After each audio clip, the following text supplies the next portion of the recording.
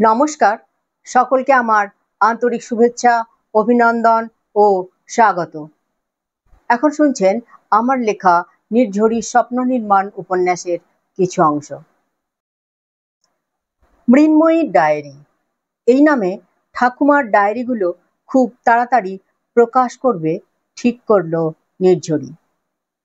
ঠাকুমা সুস্থ সবল থাকাকালীন যদি বইগুলো প্রকাশিত হয় তাহলে তিনি খুব আনন্দ পাবেন, নির্ঝরিরও খুব ভালো লাগবে। ঠাকুমা বলেছেন, নিরু, মেয়েরা জাগছে, নিজেদের মানুষ ভাবতে শিখছে তারা। আমি চাই তুমি এই নবজাগরণের অংশ হও।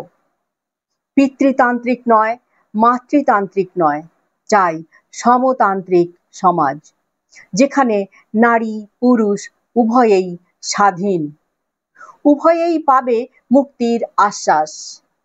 আগে স্বাধীনতার প্রকৃত অর্থ বুঝতে হবে সকলকে। বর্তমান মেয়েরা স্বাধীন হতে চায়, অথচ বেশিরভাগ গ্রামের মেয়েই স্বাধীনতার মানে বোঝে না। কেউ ভাবছে নিজের ইচ্ছে মতো পোশাক পরা স্বাধীনতা, কেউ ভাবছে সামনের মানুষকে যেমন খুশি বলতে পারা স্বাধীনতা, কেউ ভাবছে ইচ্ছে মতো খরচ করা স্বাধীনতা, ইচ্ছে মতো পছন্দের কেনাকাটা করতে পারা স্বাধীনতা, কেউ ভাবছে ইচ্ছে মতো ঘুরে বেড়ানো স্বাধীনতা, আবার কেউ ভাবছে পুরুষদের সমপর্যায়ের কাজকর্ম এবং উঁচু পদে চাকরি করতে পারা স্বাধীনতা। এগুলো সবই ক্ষুদ্র ক্ষুদ্র স্বাধীনতা, পূর্ণ স্বাধীনতা নয়। মেয়েরা তো এক প্রকার স্বাধীন, চেতনা আর সাহসের অভাবে তারা নিজেদের দুর্বল ও পরাধীন ভাবে। মেয়েরা পারে আর্থসামাজিক পরিকাঠামো সম্পূর্ণ বদলে দিতে। নানা রকম বিধিনিষেধের গণ্ডিতে বেঁধে রাখা হয়েছে সমাজকে। বর্তমানে যেগুলো বিশেষ সংশোধন ও পরিবর্তন দরকার। মেয়েদের ভীষণভাবে শাস্ত্রীয় শিক্ষার প্রয়োজন, যার ফলে মেয়েরা ভেদাভেদহীন প্রকৃত শিক্ষায় শিক্ষিত হতে পারবে। তবেই সমাজ কুসংস্কার থেকে মুক্ত হতে পারবে। তারা নিজেদের সন্তানদের ভেদাভেদ বর্জিত শিক্ষা দিতে পারবে। এটা মেয়েদের কাজ, এটা ছেলেদের কাজ এমন ভেদ করবে না। সকলকে সমানভাবে সকল কাজে পারদর্শী করে তুলবে। তাহলে ছেলে মেয়ে কেউ কাউকে হীন ভাববে না। যখন ছেলে মেয়েদের মধ্যে সমতার ভাব আসে, তখন নারীর প্রতি পুরুষের ও পুরুষের প্রতি নারীর নিপীড়নের ভাব কমে যায়।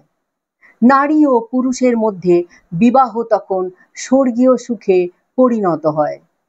না হলে বিবাহ তো শ্মশানের চিতার সমান, যেখানে নারী পুরুষ উভয়েরই সমস্ত প্রতিভা পুড়ে ছাই হয়ে যায়।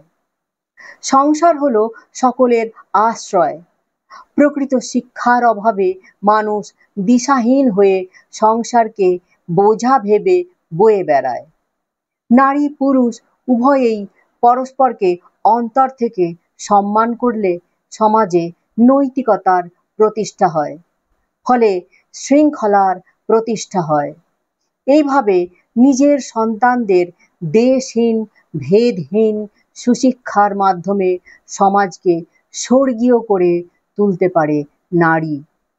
প্রতিবাদ প্রতিহিংসার কোনো প্রয়োজনই হবে না। ভাবো নিরু, জাগ্রত হও, কিভাবে তুমি নবজাগরণের অংশ হবে মনন করো। এতক্ষণ আপনারা শুনলেন নির্ঝরির স্বপ্ন নির্মাণ উপন্যাসের কিছু অংশ।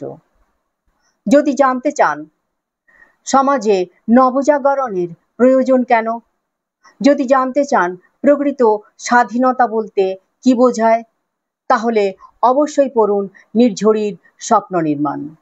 পাঠকগণ আমাজন থেকে বইটি সংগ্রহ করতে পারবেন। এছাড়া ডেসক্রিপশন বক্সে লিংক দেওয়া আছে। চ্যানেলটি সাবস্ক্রাইব করে সঙ্গে থাকুন। আপনার লাইক, কমেন্ট ও শেয়ার আমাকে নতুন ভিডিও বানাতে অনেকটা প্রেরণা যোগাবে।